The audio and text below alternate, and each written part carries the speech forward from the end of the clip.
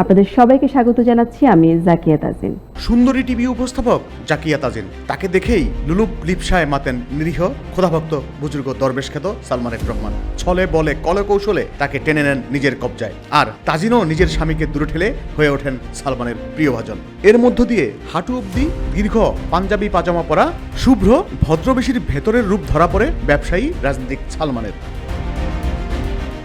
বাইরে সফেদ সালমানের ভেতরটা যে কতটা নিকশ কালো সেটা হারে হারে টের পেয়েছেন ইন্ডেক্স গ্রুপের ব্যবস্থাপনা পরিচালক শফিউল্লাহ আল মনির। সালমান এফ রহমান কেড়ে নিয়েছেন তার সুন্দরী স্ত্রীকে, এমনকি কেড়ে নিয়েছেন তার অনেক ব্যবসা বাণিজ্য।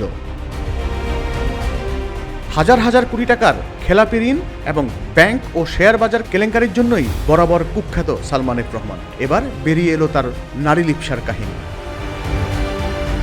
এ বিষয়ে ইন্ডেক্স গ্রুপের এমডি শফিউল্লাহ আল মনির একটি বেসরকারি টেলিভিশন চ্যানেলকে বলেন, আমার সাবেক স্ত্রী একসময় শেয়ার মার্কেট বিষয়ক নিউজ প্রেজেন্টার হিসেবে কাজ করতেন বিটিভি ও 21 টিভিতে। তখন থেকেই ওনার সঙ্গে সালমান এফ রহমানের একটা ভালো সম্পর্ক ছিল, তাই বলে তাদের মধ্যে কোনো আইনগত বৈধ সম্পর্ক ছিল না। অনেকেরই ধারণা তাদের মধ্যে একটা বাজে সম্পর্ক ছিল, আর সেই সম্পর্কের প্রভাবটা পড়েছে আমার সন্তান ও নিজের উপর।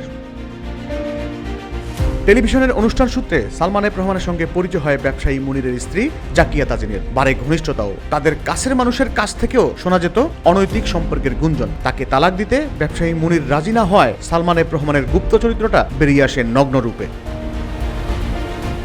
এ বিষয়ে মুনির আরও বলেন, সালমান এফ রহমান আমাকে ডেকে নিয়ে যায় তার অফিসে এবং সেখানে তিনি বলেন, তুমি তাজিনকে ডিভোর্স দিবা 48 ঘন্টার মধ্যে। সেই সঙ্গে 300 টাকার একটা স্ট্যাম্প দেখিয়ে বলেন যে তুমি এখানে সই করবা। ভুক্তভোগী এই ব্যবসায়ী বলেন, ওই স্ট্যাম্পে 8টি সত্য লেখা ছিল। তার মধ্যে ছিল, আমি কখনোই আমার কোম্পানিকে নিজের বলে দাবি করতে পারবো না, আমার স্ত্রীর নামে সোশ্যাল মিডিয়া বা টিভি চ্যানেলে কোথাও কোনো অভিযোগ করতে পারবো না, আমার ছেলের কাস্টডি চাইতে পারবো না।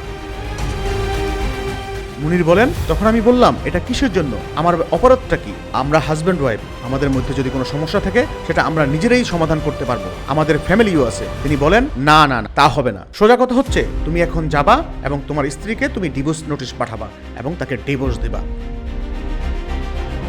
মুনির আরও বলেন, তাজিনকে ডিভোর্স দেওয়ার জন্য সালমান এফ রহমান আমাকে এরকম প্রেশার দেওয়ার পরেও আমি যখন রাজি হলাম না, তারপর থেকেই বিষয়টা প্রকাশ্যে আসলো এবং আমার উপর ওপেনলি অ্যাটাক শুরু হলো। এর আগ পর্যন্ত বিষয়টা কিন্তু গোপনেই ছিল, এমনকি আমার অফিসের লোকজনও জানতো না যে কোনো সমস্যা হচ্ছে আমাদের। সালমান এফ রহমানের এই নারী লিপসার বলি হয়ে ব্যবসায়ী শফিউল্লাহ আল মনিরকে গুম হয়ে থাকতে হয় দীর্ঘ 1 মাস। মামলা হামলায় দুর্বিষহ হয়ে ওঠে তার জীবন। শেষ পর্যন্ত 2020 সালের শেষের দিকে তালাক হয়ে যায় মুনির ও তাজিনের।